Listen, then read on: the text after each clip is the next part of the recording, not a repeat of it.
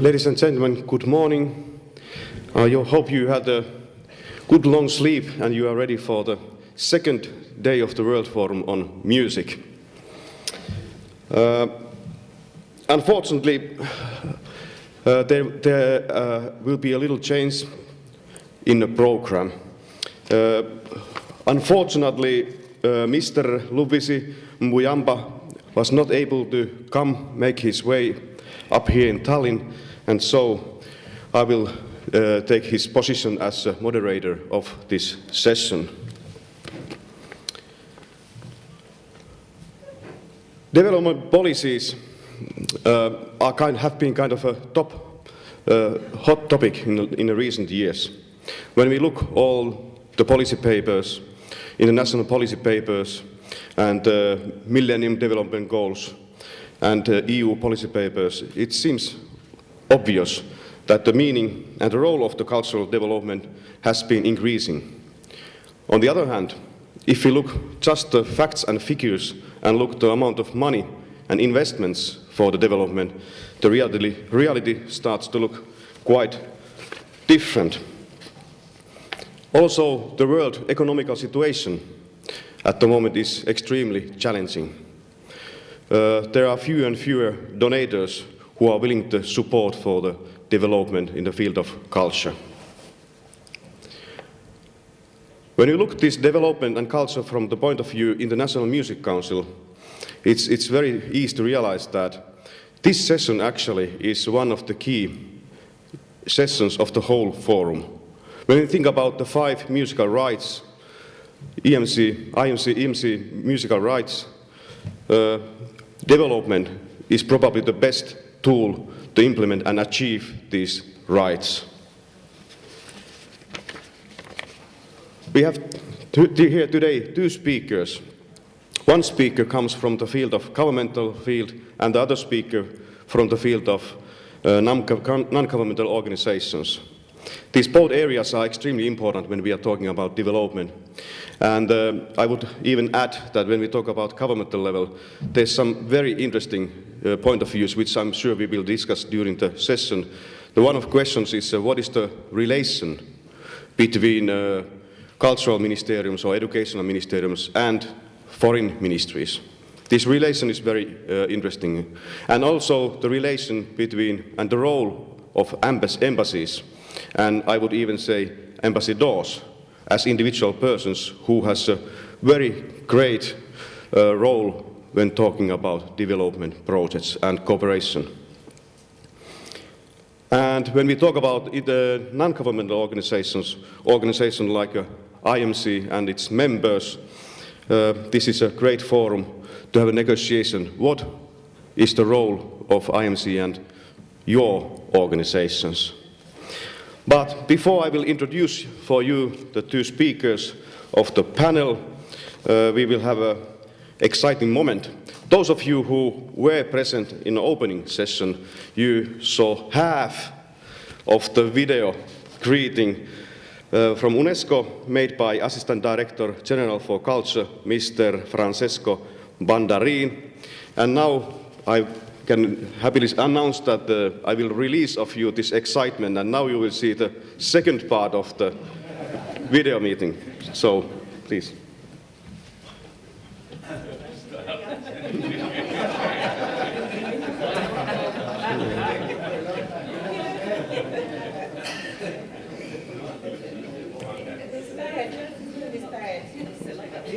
This doesn't work.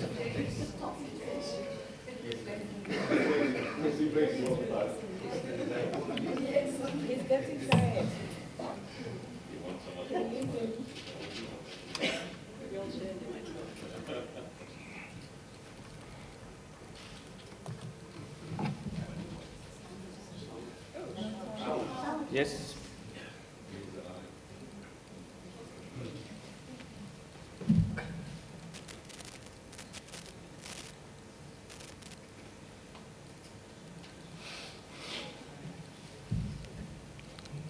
Turn it down.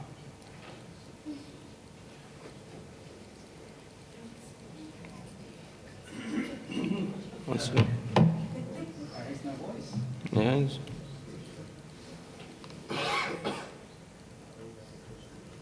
owes much to UNESCO's unwavering advocacy work. During the past year, UNESCO has consolidated the repositioning of culture in development through partnerships and a range of analytical, normative, technical, and operational initiatives and tools. Multiple donors support UNESCO's operational projects that promote local development, such as the Creative Cities Network, which features a sub-network on music.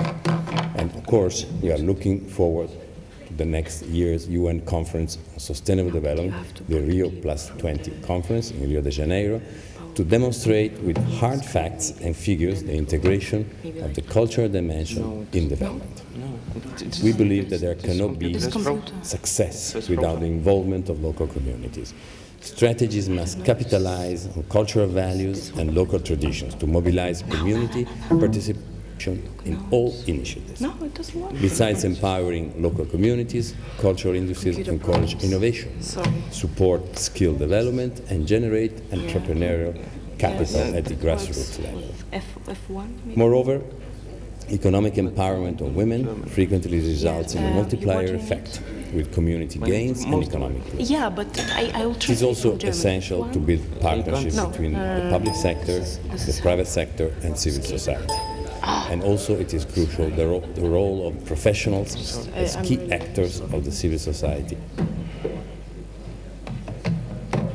Do you have an...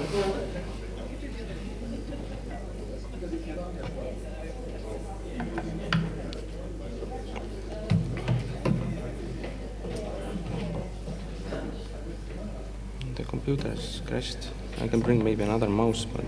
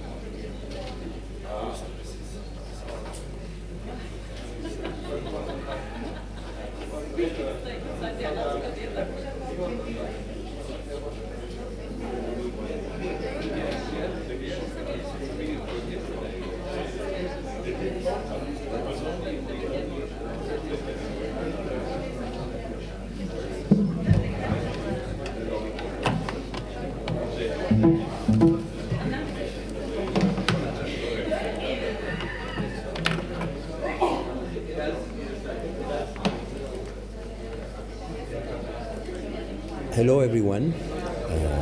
I'm very pleased today to extend my warm greetings. I am pleased to report that UNESCO now stands on the forefront of global efforts to integrate culture into development strategies and programs. Through the Millennium Development Goals Achievement Fund, financed by Spain, UNESCO, in close collaboration with its UN partners, is implementing 18 joint programs in developing countries designed to illustrate the central role of culture in achieving the Millennium Development Goals. Moreover, the landmark UN resolution on culture and development, adopted by the General Assembly last December, owes much to UNESCO's unwavering advocacy work. During the past year, UNESCO has consolidated the repositioning of culture in development through partnerships and a range of analytical, normative, technical, and operational initiatives and tools. Multiple donors support UNESCO's operational projects that promote local development, such as the Creative Cities Network, which features a sub-network on music. And of course, we are looking forward to the next year's UN Conference on Sustainable Development, the Rio +20 conference in Rio de Janeiro, to demonstrate with hard facts and figures the integration of the cultural dimension in development. We believe that there cannot be success without the involvement of local communities. Strategies must capitalize on cultural values and local traditions to mobilize community participation in all initiatives. Besides empowering local communities, cultural industries encourage innovation, support skill development, and generate entrepreneurial capital at the grassroots level. Moreover, economic empowerment of women frequently results in a multiplier effect, with community gains and economic growth. It is also essential to build partnership between the public sector, the private sector, and civil society. And also it is crucial the role of professionals as key actors of the civil society, and we consider it as fundamental. A final additional lesson. The cultural dimension in development reinforces national ownership of development initiatives by ensuring responsive and context-appropriate development policies aligned with national development priorities. In closing, allow me to reaffirm UNESCO's commitment to pursuing its long-standing collaboration with the International Music Council. I thank you for your attention and wish you much success in your deliberations. Thank you.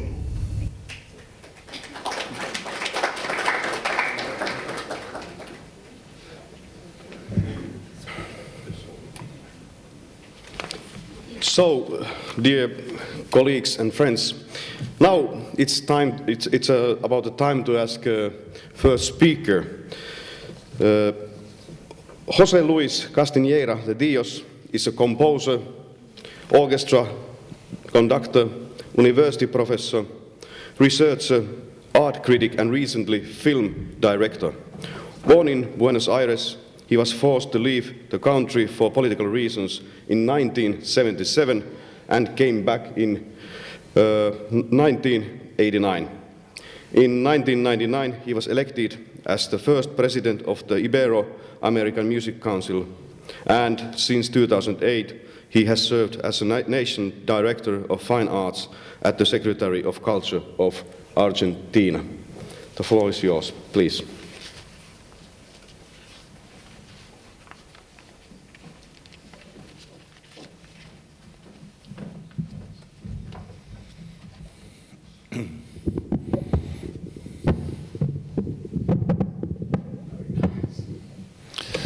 Good morning.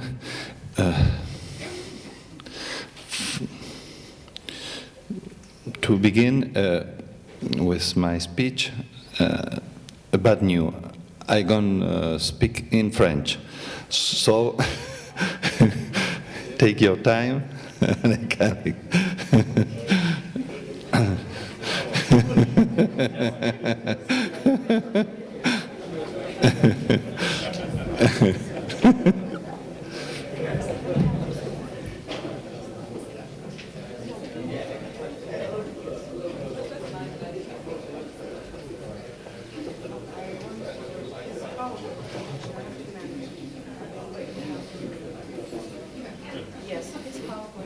This one is? Is this one? Next one is settings. To play. Use this mouse. 1 second. No, you just have to. Yes. And this one. No, it's here already. It's open. And it's this one. This one. Yeah, but music. And I have to manage it with this. Let's try one slide.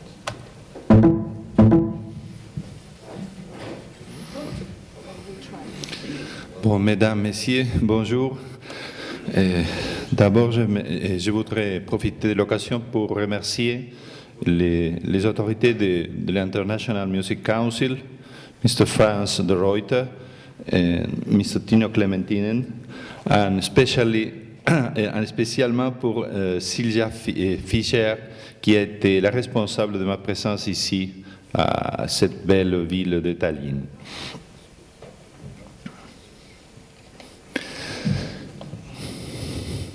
Comme racontait mon présentateur, je suis maintenant dans le gouvernement argentin chargé au secrétariat de la culture de la division des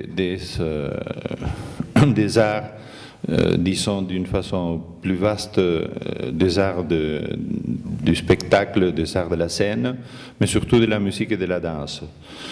Moi-même, je suis musicien. Et pendant des années, j'ai été un musicien indépendant, travaillant en tant que compositeur-chef.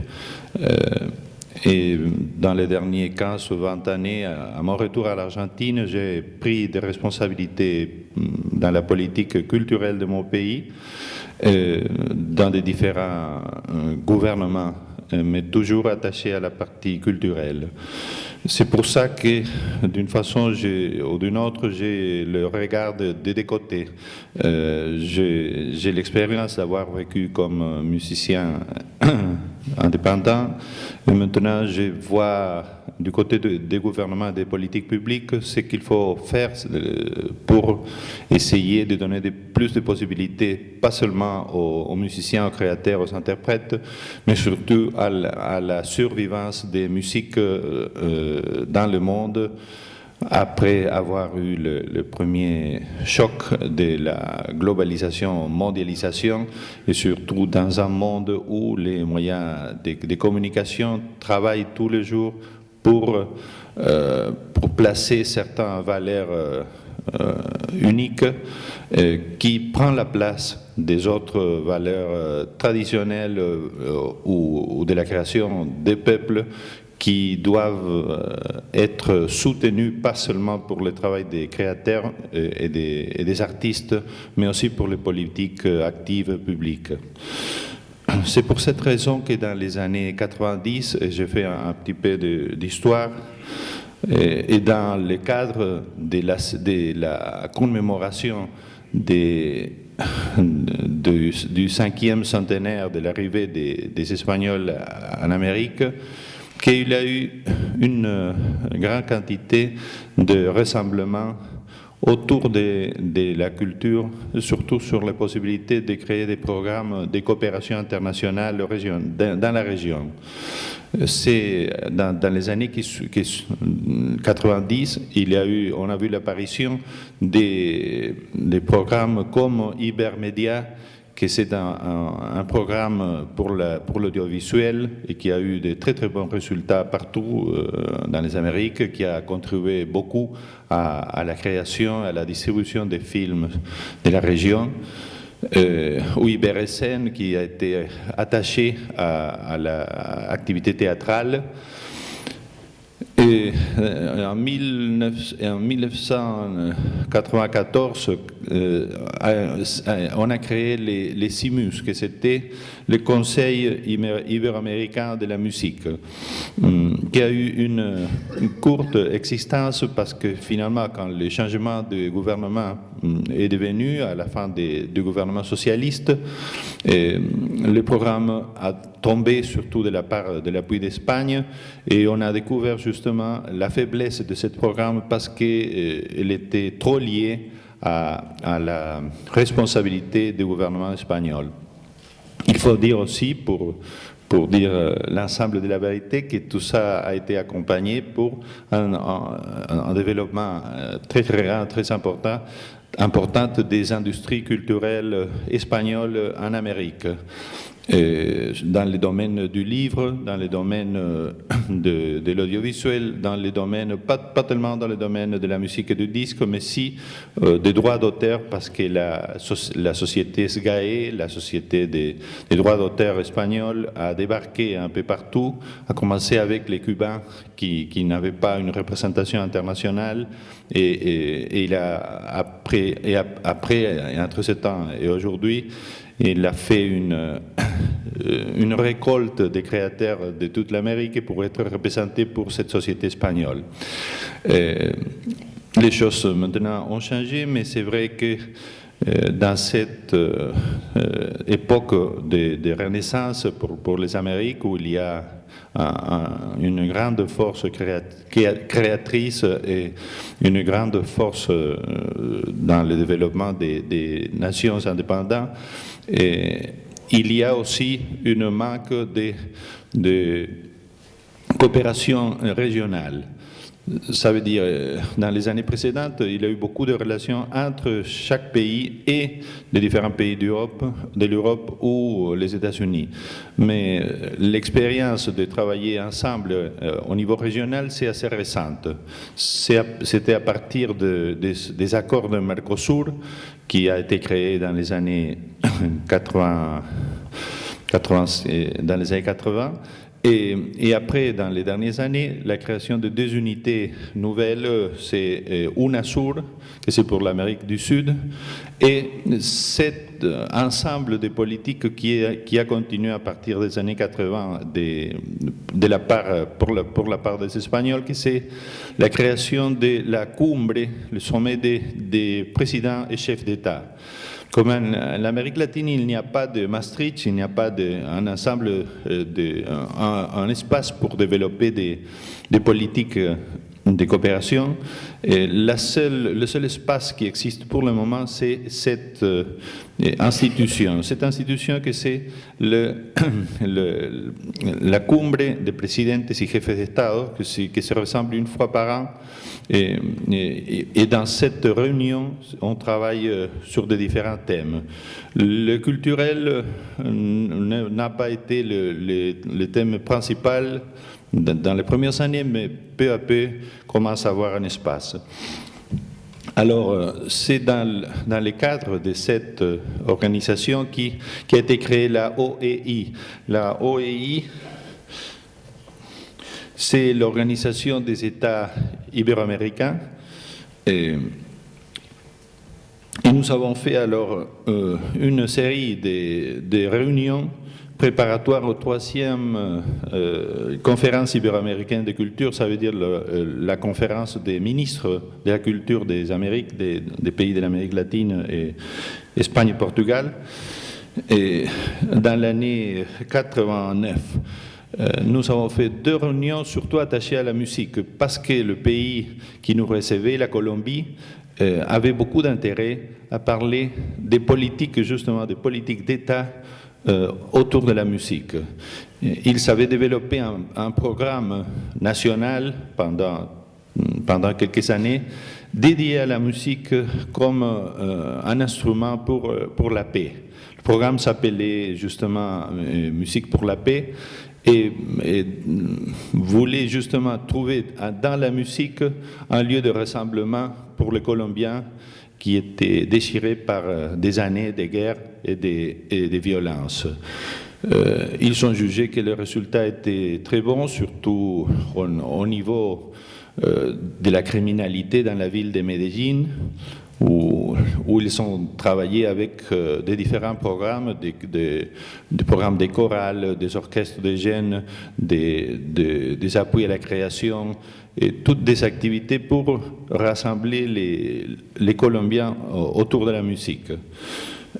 Et, alors, nous avons fait cette réunion des spécialistes de la politique de la musique dans laquelle l'Argentine a présenté un projet. Ces projets, ça veut dire vers la fin de l'année 2009, c'était la création d'un programme d'appui aux musiques ibéro-américaines. Ça veut dire un espace de coopération multilatérale régionale pour la musique. Ces projets ont été approuvés par l'ensemble des ministres de la culture, et nous avons continué en pensant qu'il y avait, pour garder une stratégie, qu'il y avait une prochaine réunion des présidents vers la fin de cette année, 2011. Cette réunion des présidents, ça veut dire le lieu où les accords peuvent être pris, était alors à une année et quelques devant nous. Et il fallait passer par toutes les démarches nécessaires pour arriver à présenter ça au niveau présidentiel. Finalement, on a fait un autre séminaire à Buenos Aires des politiques de la musique en profitant de la réunion des ministres, et nous avons fait la proposition de travailler sur un comité intergouvernemental pour le soutien des musiques ibéro-américaines. L'idée, c'était de créer un fonds administré par ce comité, un fonds qui s'appelle Ibermusica, et qui devrait être soutenu par les pays membres. avec un appui économique, parce que les statuts de l'OEI obligent le secrétariat à la culture qui s'appelle, le secrétariat général de l'OEI qui s'appelle CEGIP, oblige à participer, à faire un apport de chaque pays pour chaque programme, mais surtout je pensais beaucoup à travailler sur d'autres domaines pour le financement. Parce que moi, j'avais vécu l'expérience décevante de cette chute du Conseil ibéro-américain de la musique aux années 90, et il fallait penser à une autre chose. Et nous avons développé l'idée de créer une banque avec des recours, des éléments pas monétaires, ça veut dire avec tout ce qui pouvait donner chaque pays pour des programmes. Parce que si on pense à payer simplement la cotisation, on le voit à chaque fois à UNESCO d'une façon dramatique depuis toujours, c'est très difficile d'avoir une régularité dans le paiement par la part des pays. C'est très très difficile et ça crée aussi des rapports assez vicieux entre ceux qui payent et ceux qui n'arrivent pas à payer. Par contre, nous avons pensé sur la possibilité de travailler sur ce que les États, surtout les gouvernements, ont comme patrimoine, et je parle spécialement du domaine de la musique. Ça veut dire des orchestres, des théâtres, des festivals, des programmes. Et nous avons créé une structure pour profiter de tous ces éléments dans une partie de leur activité habituelle pour le dédier à ces programmes. C'est un programme d'intégration. C'est pour travailler pour la connaissance mutuelle, pour la diffusion des créateurs, des interprètes et des productions, et pour le soutien à la création. Alors, ce fonds Ibermusique, c'est un fonds de coopération qui est dédié à promouvoir entre les États membres et par le moyen des aides le travail sur un espace musical ibéro-américain consacré à la défense du patrimoine musical et la création. Nous avons travaillé sur ces projets et nous sommes maintenant dans l'espace final, parce que dans un mois, nous arriverons à Asunción del Paraguay, vers la fin du mois d'octobre, où il y a le sommet des présidents et chefs d'État, et le projet aura les statuts d'un programme plus de la coopération régionale. C'est une autre dimension du travail que nous faisons au niveau national. L'Argentine, c'est un pays très grand et avec une activité, une tradition musicale importante, ancienne, et qui continuellement travaille pour donner d'espace aux nouveaux créateurs, aux nouveaux interprètes, aux nouvelles formes de la création musicale. Mais pour nous, c'est très important de profiter de ce moment politique pour l'Amérique. C'est un moment où il y a un grand accord sur les destins que nous avons en commun et la volonté d'y arriver tous ensemble. Et pour en finir, je vais me souvenir d'une phrase qui avait dit le grand André Malraux à l'époque où il était ministre, je crois, du ministère de la Culture. Il parlait, parce qu'il était très poétique dans ce qu'il disait, qui rêvait d'un jour d'avoir à côté de la Gioconda une statue du Bénin. Bon, les années passent. À Paris, on a fait un nouveau musée très très beau où on a rassemblé les œuvres qui étaient au musée de l'homme qui appartenaient aux cultures étrangères. Et la Joconde, elle reste toute seule pour être photographiée chaque jour pour les touristes qui arrivent. Et c'est à nous de construire ces nouveaux musées imaginaires. Merci.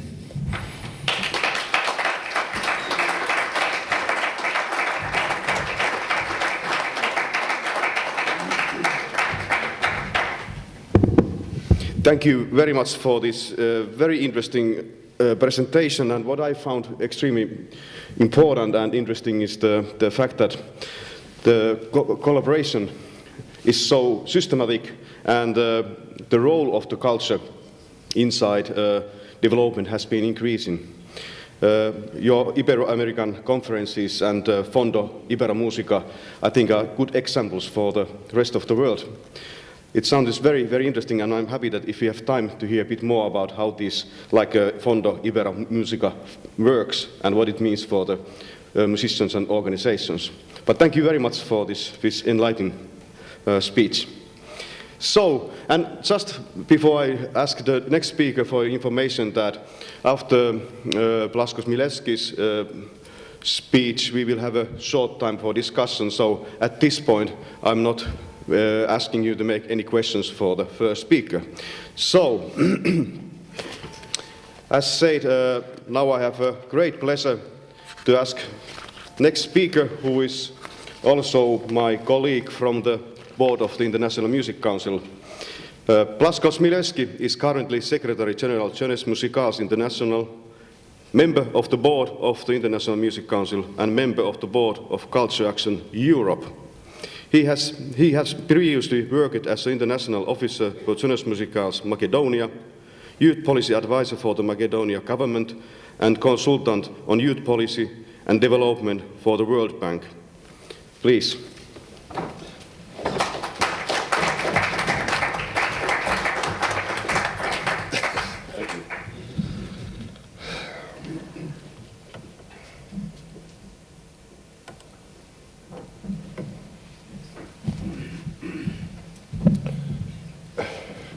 Thank you, Timo, for the great introduction. I would like also to thank the previous speaker for the introduction to the Ibero-Musica Fund.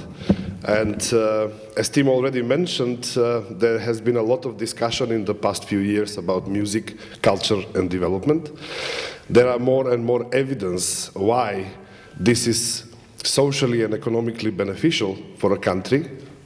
There is more and more discussion about what needs to be done in order to mainstream music and culture into the overall development policies of countries. And what I want to speak about today is actually the response of the International Music Council to all these music development issues that are on the table. And I would like to summarize it in just one simple word: investment. That is what at the moment is quite needed in order to showcase and see the power of music in any development country, in the development policy in any country. The Music Sector Development Program is actually a program that is initiated by the International Music Council a few years ago. I would like to immediately thank the founders of this, or the fathers, the two fathers of this program, Einar and Richard, Einar Solbu and Richard Letz. I don't know if they're here. Obviously not. And they have initiated this program a few years ago.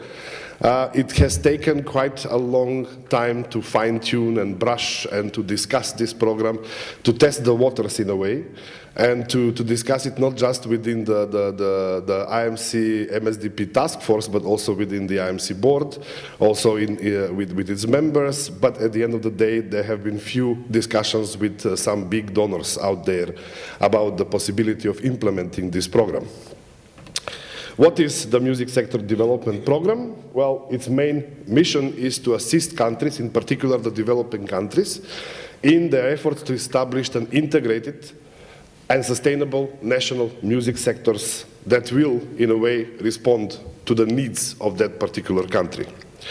We are speaking about music sectors which are demand-driven, which are grassrooted, which are well integrated within the development policies of the countries, which are implemented through partnership on national and local level with local and national stakeholders in the music field.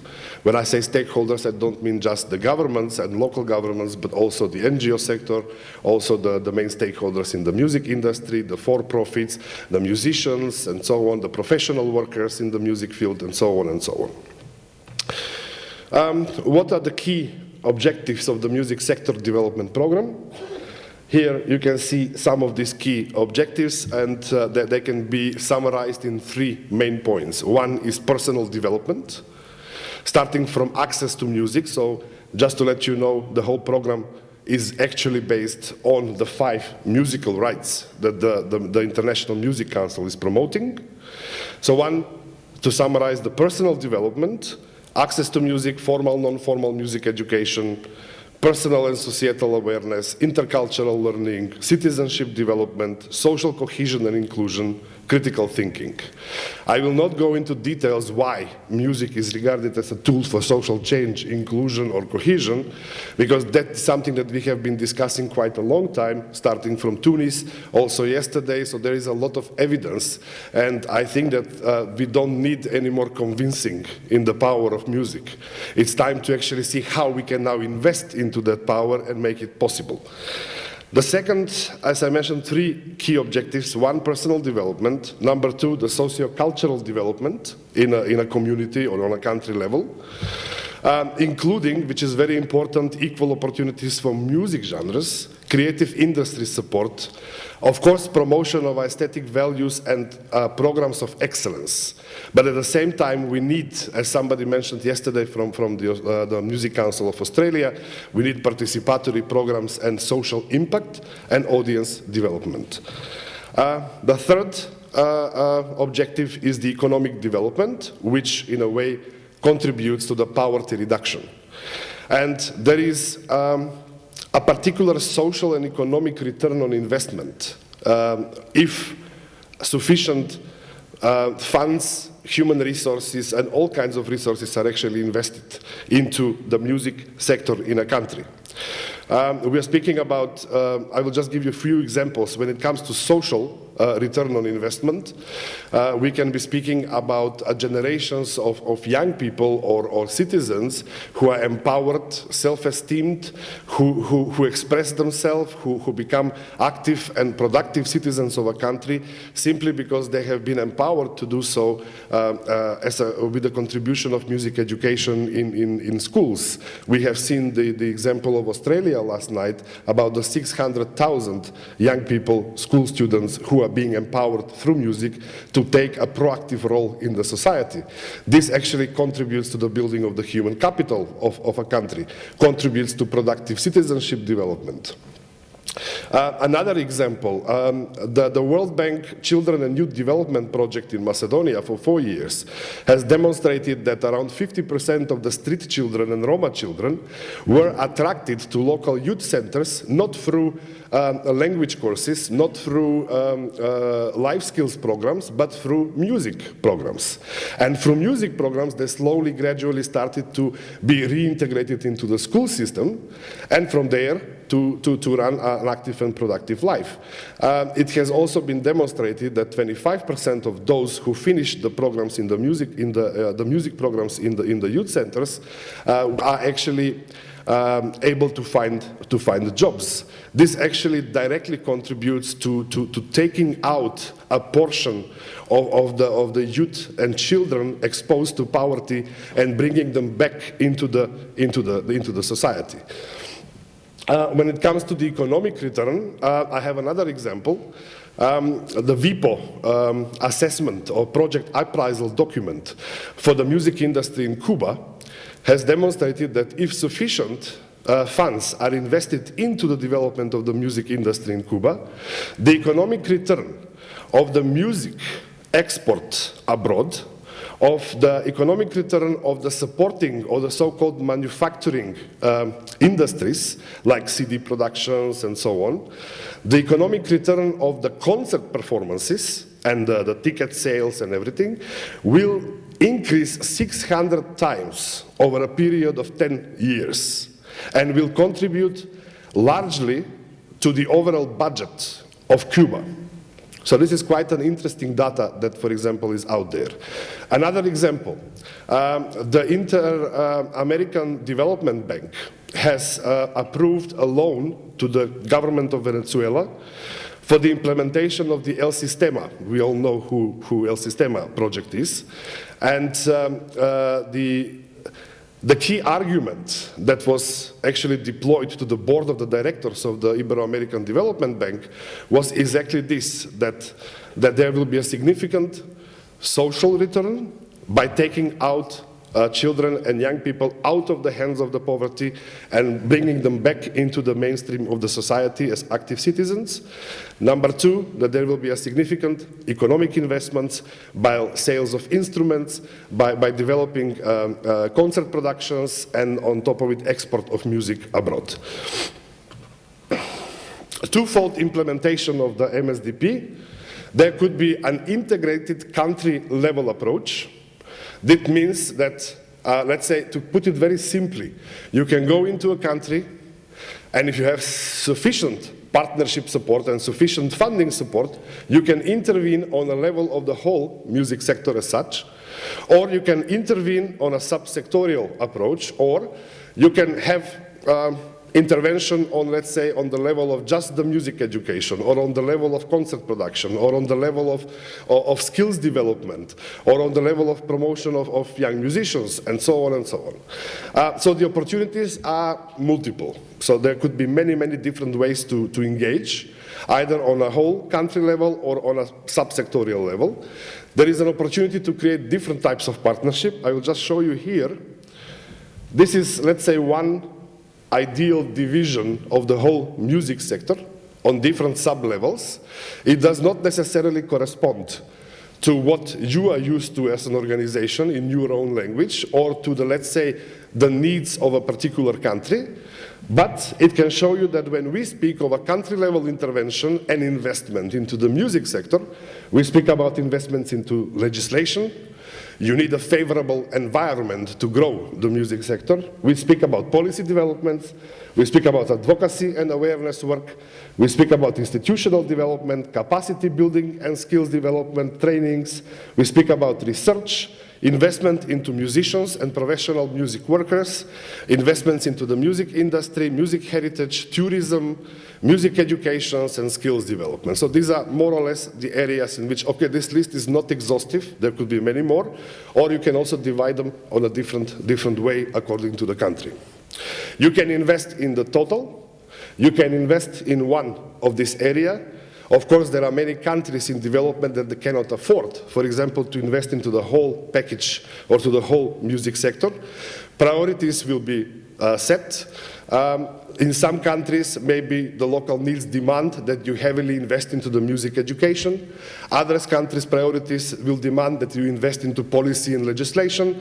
Others will demand that you actually invest heavily into the music industry, because this could be quite economically and socially beneficial for that country. It all depends on the local needs.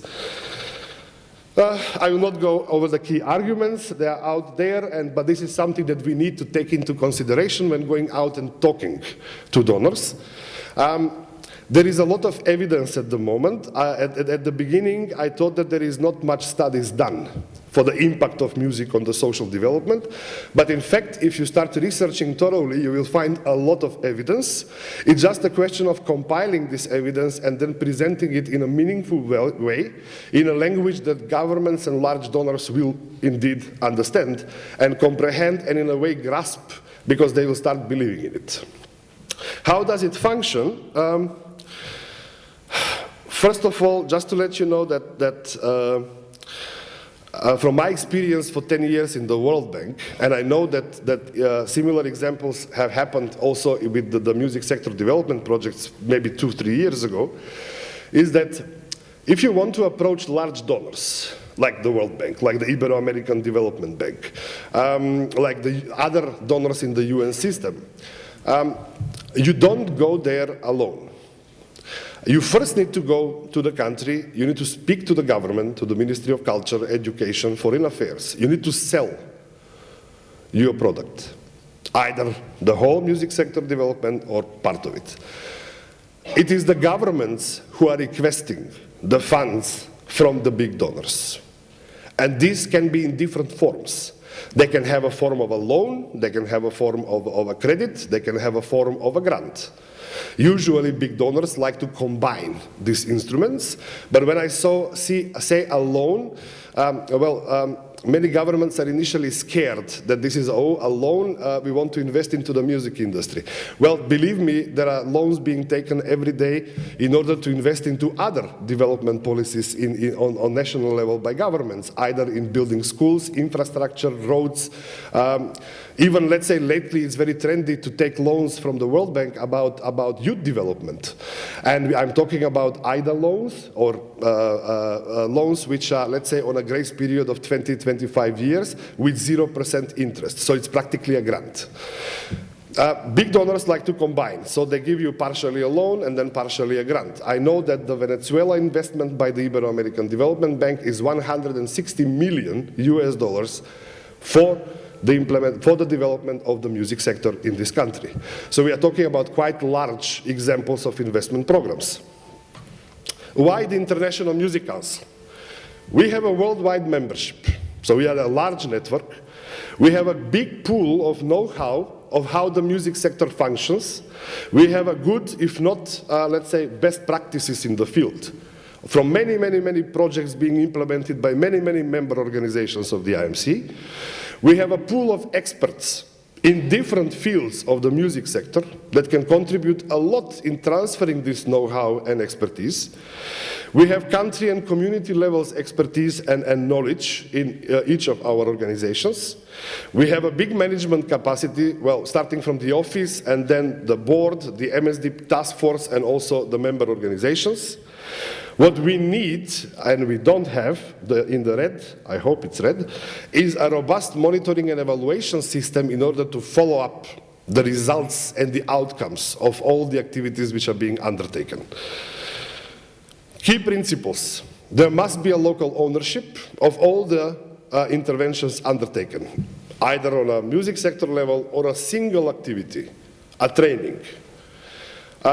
Local capacities must be respected and developed. All programs must be demand-driven, grassrooted, so we cannot march in a country and do something that is not demanded or needed in that country. We need to create local partnership. As it was already mentioned, we are speaking about partnership between the public sector, the private sector, the NGO sector, or as I like to say it, if those three angles of the triangle don't cooperate, the whole music sector falls into the middle, in the hole, or into the gap in between. So it's called so-called the Bermuda Triangle of the music development. Finally, we insist on sustainability, and this is what large donors insist as well. Donors come and go, they don't stay forever in a country. So they would like to see their investment grow, being then picked up by the local governments, by the local partners, by creating ownership, and then with local investments continuing in the future and growing. And finally, donor coordination to achieve full efficiency of the program. What does IMC offers to its members and other partners is being a program advisor, being a quality assurance hallmark, capacity building provider through trainings, direct manager of the program if need be, but of course, as I said, local ownership is the one that we prefer to have. And finally, partner in fundraising. When I say IMC, I don't mean just the IMC itself, but I mean its member organizations as well. Targets: government, development agencies, the UN system, development banks, and large private donors. The beauty of the music sector development program, as I said, is its potential is endless. You can do it on a country level, you can do it on the level of a single activity. You can do it with many partners in a country, you can also team up with partners from other countries to share their knowledge and expertise. We primarily count on the membership of the IMC.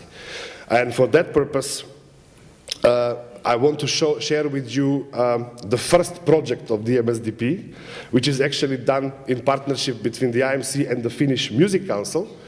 And it's called the Finnish Music Sector Development Program, that has 9 points that you can see here of how the Finnish Music Council will support local organizations in Finland to work on music development, not just in Finland, but also in developing countries with other partners from those developing countries. Well, I do hope that after the legal commission blessing, we will have the contract during this General Assembly now. And this is just an example of how it can work. Any member is welcome, any member can propose a program, any member can participate with its own experts, with its own programs, and then it's all a question of partnership. It can be bilateral, multilateral, we can go and make a difference in a country together, we can go and have smaller interventions in many countries at the same time. First steps, we want to create a project bank. Please give us all your wonderful, best and good practices that you have of different programs that you have implemented in your countries. We will have a formal call about this issue. We want to create this project bank that everybody will be able to access on internet, so you can learn from the experience of the other members. You can also share this, you can try to implement it if it's implementable and bankable. And finally, you can take part maybe in joint endeavors with the IMC and the other members into maybe scaling up those programs into some countries. Second thing that we want to create is a pool of experts. So all your experts are welcome. Individuals and also on the level of organizations. I know that some organizations have so many experts into their membership that it's impossible to list them individually. So we will list actually the organizations under specific expertise fields. We will also have a formal call about the pool of experts, and we would like to use this pool of experts to deploy across the world whenever needed, either through the MSDP development, or, for example, if you have different activities, you don't need to look around for trainers, teachers, experts, consultants. You can go to this pool and pick up somebody from our own network, from your own peer organizations. Thank you at the end, and join in the party and the MSDP.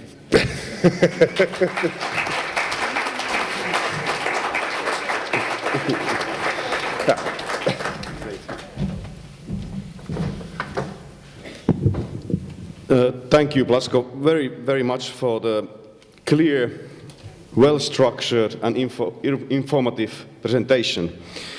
Well, I also would like to thank Blasco for the work, because Blasco was also the chairperson of the working group who has been building up this music sector development project. And please accept my gratitude for this work. And the one thing just to pick up, because now I think it's time to make a few questions from your side, but very shortly I pick up just one word from your presentation. It was evaluation. And I think this is something like, it might be even a team, or at least a team for one session for the next World Forum on Music. It's, I think, very challenging and important question how we can evaluate these projects, because the evaluation is a base for the funding. Donators need this information. But now, as said, we started a bit late and we had a little problem with the technical issues. But still, I would like to ask your permission to go on 8 minutes. I don't want to take your whole coffee break. Let's make sure that you will have a nice little break before the next sessions, but if you are fine, we continue 8 minutes and stop 10 past. Is this fine? I see some heads nodding, so we can have first questions from your side. Please, any questions for the panelists?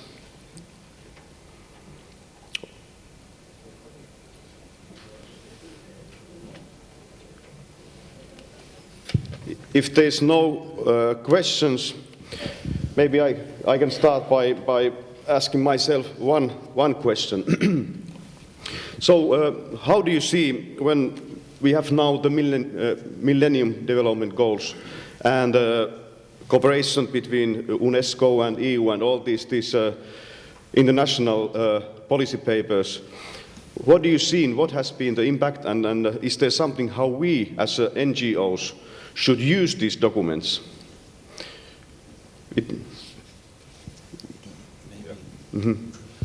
Yeah, it works. Yeah, I think, yes? Okay. As I said at the beginning, there are many papers on the subject. And I think that everybody is now convinced.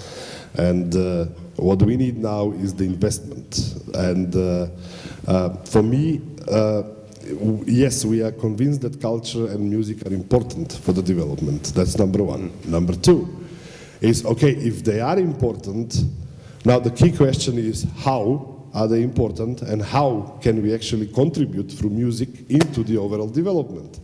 And this is the evaluation part. This is this monitoring and evaluation system that must be in place in order to produce this measurable social and economic return. Because you need to now go and convince governments and donors to actually do make the investment. And if we say, if I calculate that the World Bank has calculated, just as an example, that in Serbia, in the 90s, when all the problems were there in the Balkan, the costs for the rehabilitation of young drug users, the costs for rehabilitation of juvenile delinquents, plus the imprisonment costs, plus the court costs, the costs for let's say, HIV treatments of young people, and all the other, let's say, I don't know, there have been like 5 or 6 different issues that the country was then facing, in particular early pregnancies among young population and so on, violence, especially on Kosovo. All together, the estimation of the costs for these curative measures was $1.1 billion US. While if investing in preventive policies and measures, like building up youth centers, organizing creative activities for young people, it's just 100 million. So the ratio is 1 to 10. And this is the evidence and the way to go and convince governments to invest. Thank you very much.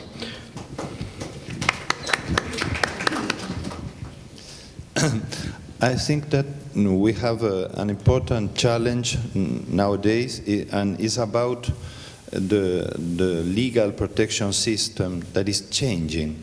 It's changing in a dramatic way.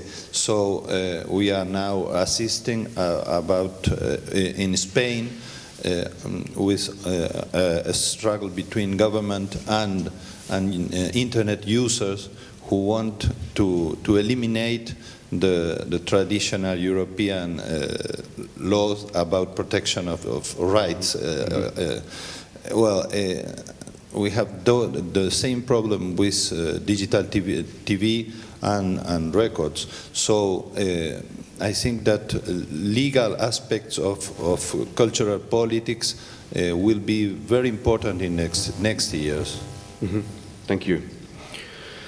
So, any questions? Maybe I made a mistake. I shouldn't mention the word coffee.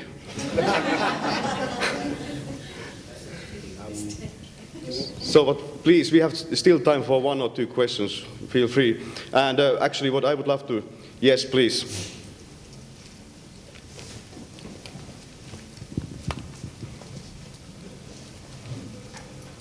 Hi, sorry, I have no desire to deny anyone their coffee. Just a very quick question, actually, about the loan to Sistema. Is that loan to be paid back by Sistema or to be paid back by the government? By the government. Right. Okay. So they don't have to. They don't have to make a profit on their activities. No. It's practically the way it functions. So a team of, let's say, experts from a certain institution, financial one, like IMF, World Bank, or Ibero-American Bank, goes to a country, and practically they are selling a project. They do appraisal for like few months. They identify key issues for a certain population in a certain sector. I don't know, education, youth, culture, and so on. And then they practically demonstrate that by bringing expertise from outside, demonstrate how they can build up local know-how, expertise, sustainable infrastructure, and so on, and how much it's going to cost that particular government, and what does it mean in terms of returning the loan. And of course, the prerogative is that the governments don't do projects themselves. There is a criteria where they need to do it through local civil society, they have to do it through other organizations, in partnership, and so on and so on. So practically, NGOs cannot borrow from these institutions, but governments do, for specific sectors and development. So for example, maybe the loan will not go in total to El Sistema, but there will be some portion of the loan allocated to building up music infrastructure in the country, some portion going to capacity building of governmental officials, Ministry of Culture, Education, other portion going to skills development for music teachers in schools. So there could be different waves, and then other portion going to the orchestra system on local and national level. So this is the way, things are being done. I mean, if some of you are interested, I can share with you a few, how we call them, project appraisal documents, where you can actually see all these criteria, division of the funds, where they will be invested, what is the expected return, why it is beneficial for a country. So I can share all these papers with you if some of you can just come later to me. Okay, thank you, dear friends. I think it's time to close this session. Yes, may I just, since you thanked me for the MSDP work, I mentioned Einar and Richard. I think Richard is in the room. But I would also like to call the other members of the MSDP task force, if they're here, just to stand up to see them. So Richard is one. From Australia, I think Henrik was somewhere here, but now he's out of the room. We have Lars. Yeah. And then we have Lupfishi. Lupfishi is unfortunately not here with us. Timo is another member of the team and the responsible person for the first contract with the Finnish Music Council. Silja has contributed a lot in the work of the task force, especially when during the past year my health was not going well, and Silja has just did a wonderful job substituting there and keeping the fort. Am I forgetting somebody? Henrik, I mentioned. Yes. I just want to give a warm thank you to all of these people for their wonderful work, and I hope that we will continue making even greater difference. Thanks. Thank you. Thank you.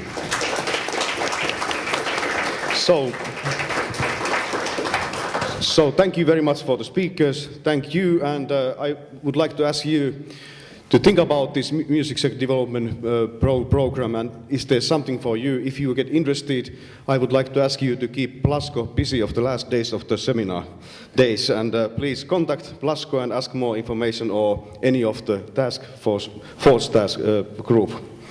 So it's time to have a cup of coffee. Thank you for attention.